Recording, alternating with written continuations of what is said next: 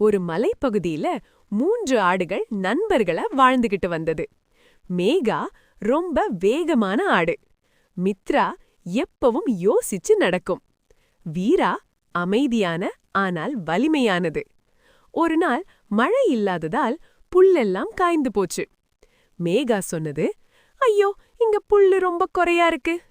மித்ரா சொன்னது, எங்கோ நல்ல புல் இருக்கணும், தேடலாம். வீரா சொன்னது, கவலைப்படாதீங்க, நான் இருக்கேன். மேகா சொன்னது, எனக்கு பசிக்குது.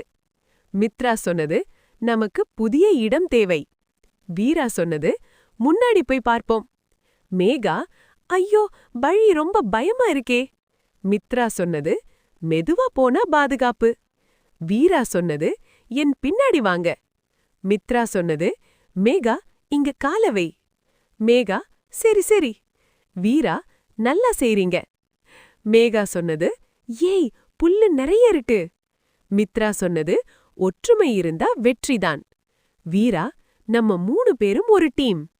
மேகா சொன்னது, ஒவ்வொருத்தருக்கும் தனித்திறமை இருக்கும், அதை ஒன்றாக சேர்த்தா எந்த சவாலும் எளிது.